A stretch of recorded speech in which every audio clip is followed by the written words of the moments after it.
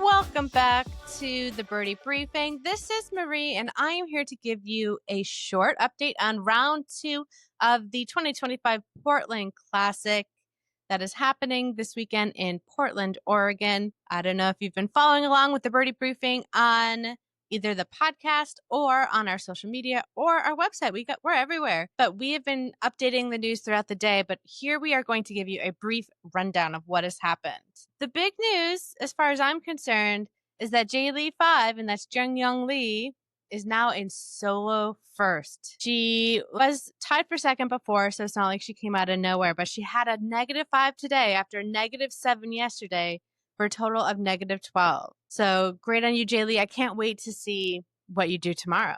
We have 2 women tied for second with -11. So right behind Jay Lee5. Jay Lee5 is definitely not in the clear especially because one of those is everyone's favorite Australian, Grace Kim, the winner of the Amundi Evian. So she's had a huge win. She had -7 today and she had -4 yesterday. So that brings her to -11. She's just 24 years old, which I really just can't believe that. She's so young and so accomplished. She did tell a story where she said that she bet her physio that she would get -7 today. And she said she had a long birdie on the final hole that got her to -7.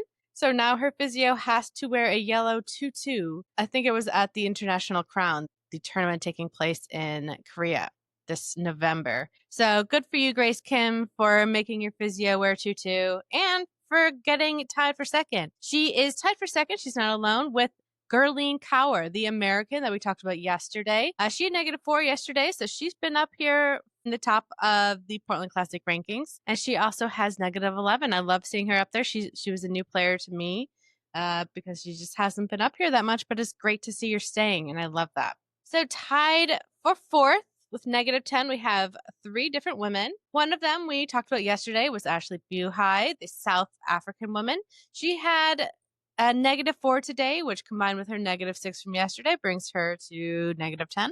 It's math. But new to the top of the leaderboard, we have Akie Iwai, one of the Iwai sisters, one of the Japanese twins that are both rookies this year. I loved seeing her climb. She had -5 yesterday, and then she recreated that today and had a -5 again, for a total of -10. She has been, she's ranked 39th in the CMEs this year. She's had 16 starts, 11 cuts made, 3 top 10s. She's made $724,000 in official earnings this year. So she's had a great year. She is definitely one to watch. I am so happy to see her up here, especially because her twin sister, Chizado, is the one who won in Mexico this year.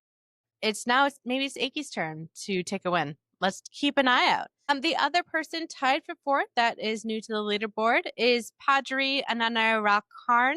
She's a Thai woman. She is 26 years old. She's been on the tour since 2019. She's had 2 career wins. This year, she's had 17 starts, 12 cuts, and 1 top 10. 58th in the CMEs. So she's definitely been around doing relatively well, but this is really a great performance for her. So great job.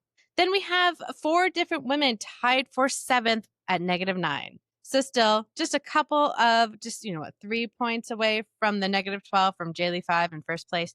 So still lots of people can make it happen this weekend, and it's definitely not over. One of the women we talked about yesterday, she was tied for second yesterday, and that is Miranda Wang. She just had a -2 today, but fine with her performance yesterday, keeps her in a top spot. She is Chinese and is someone that we should be keeping an eye on. Another woman who is new to the top 10 today is Yelimee No, who I did talk about in the introductory episode. She is an American. She has won this year.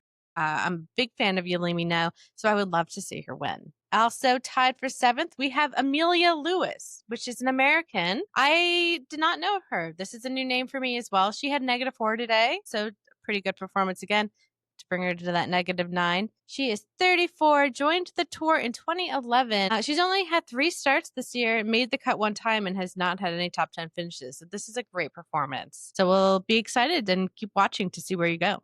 Also in 7th, the 4th woman is Aileen Crowder. She's German. She had a -6 today, so that's why she is now tied for 7th. Her rookie year was 2023, so she's just 25 years old. 87th in the CME. She's had this year 7 starts, 4 cuts, and 1 top 10 finish. She tied for 5th at ShopRite on one of the tournaments earlier this year. And then she was in the top 30 at the U.S. Women's Open. So she's been up there, but it's wonderful to see her in the top 10 going into moving day. A few other notables that I wanted to talk about before our time is up.